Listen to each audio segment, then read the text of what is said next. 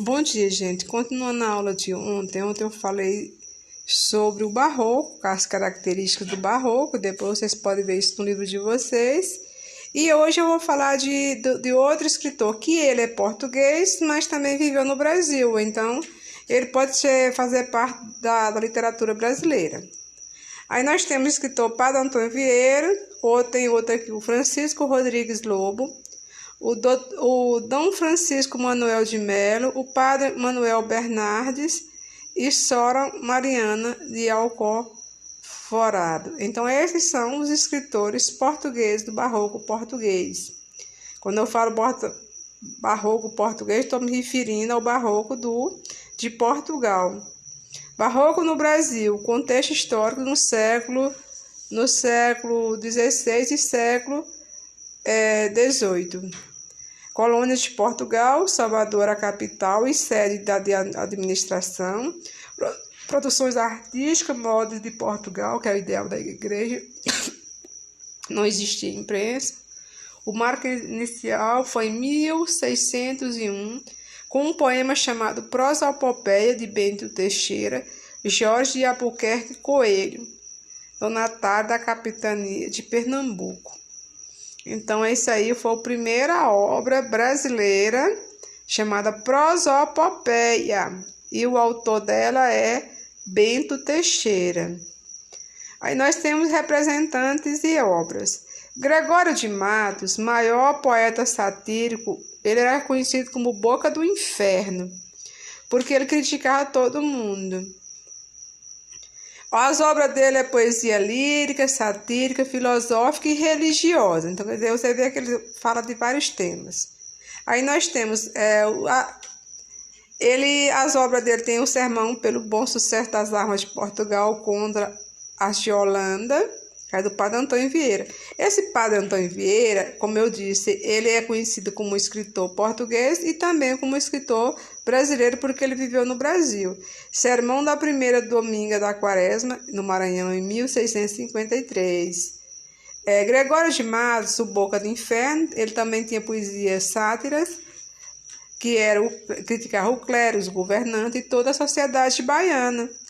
Exílio em Angola. Ele criticava tanto que ele foi expulso do Brasil. Ele ficou exilado em Angola. E aí nós temos uma poesia dele que ele diz assim: descreve o que era naquele tempo a cidade da Bahia. A cada canto um grande conselheiro, que nos quer governar cabana e vinha. Não sabe governar sua cozinha e pode governar o mundo inteiro. A cada porta um bem frequente olheiro, que é a vida do vizinho e da vizinha, que é oculta, espreita, escuta, espreita, esquadrinha, a praça e ao terreiro. Aí tem uma palavra que está em cima, não dá para ver, né? Aí continua aí, não é? Para levar a praça ao terreiro, quer dizer que são fofoqueiros. Aí eles estão falando dos fofoqueiros, aquelas pessoas que ficam curiando a vida dos outros. Aí nós temos aí o barroco como característica é o cultismo. Esse cultismo aí é gongorismo, predomínio da poesia.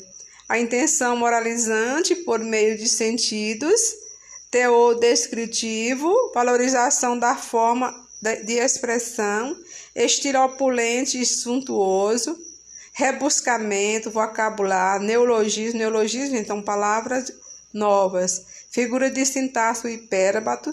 Hipérbato é quando as palavras elas estão organizadas em forma indireta, quer dizer, não vem sujeito, predicado, elas vêm em forma anacolutos, figura de linguagem, metáforas, antítese e sinestesia. Então, vocês viram que está presente aí todos os tipos de figura de linguagem.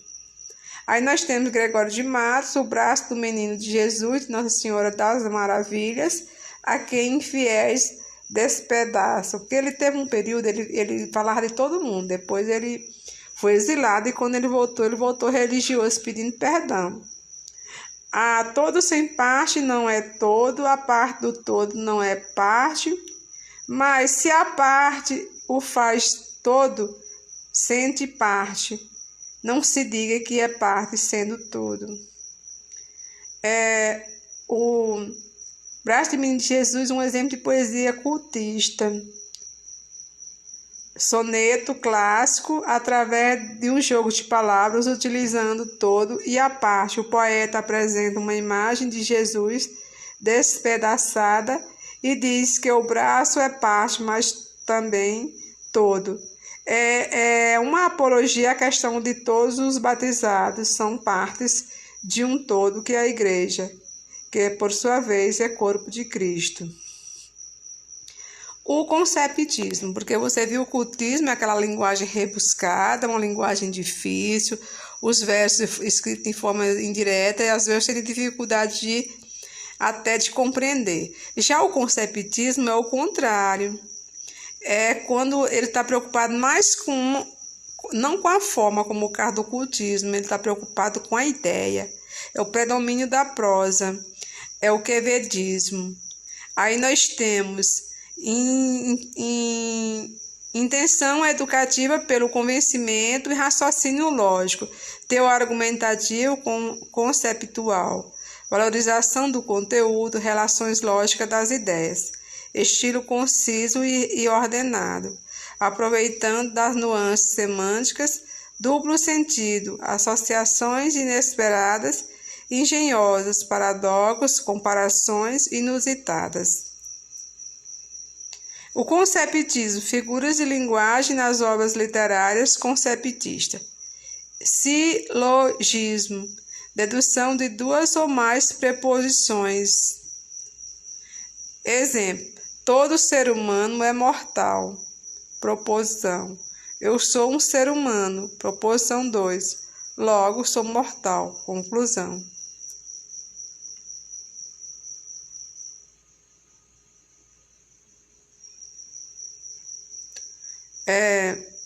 Nós temos esse exercíciozinho aqui. Aí diz assim, ó, escolha as alternativas que completa de forma correta a frase embaixo. A linguagem rebuscada, no caso, o paradoxo e a antítese é o registro das impressões sensoriais, são recursos linguísticos presentes na poesia barroca. Então, a resposta correta aí seria a letra B. Eu já vou dizer para vocês, porque depois eu não vou pedir esse exercício para que vocês façam. Outra. Assinala a alternativa incorreta. Na obra de José de encontra poesias que segue a tradição medieval na literatura informativa do quinhentismo, na literatura. O barroco apresenta estados de alma expressa através de antíteses, paradoxos e interrogações. Sim. Eu não vou...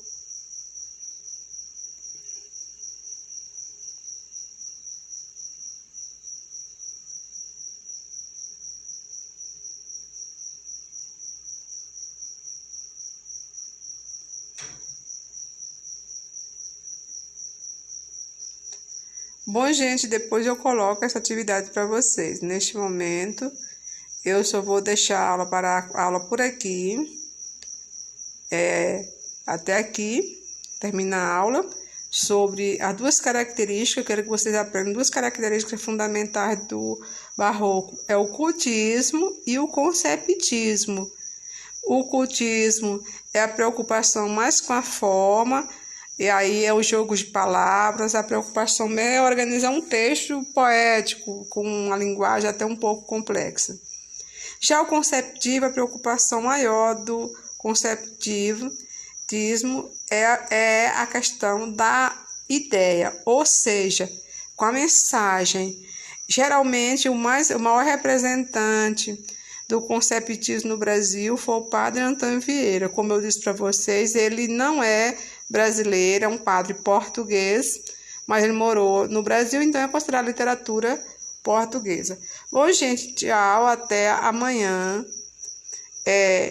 Depois eu vou marcar para vocês uma leitura e uma atividadezinha de uma carta do padre Antônio Vieira. São bem legais as cartas dele, os sermões dele são muito legais, são uma mensagem bem interessante. Vocês vão gostar de ler. Tá no livro de vocês, eu vou marcar a página. Tchau.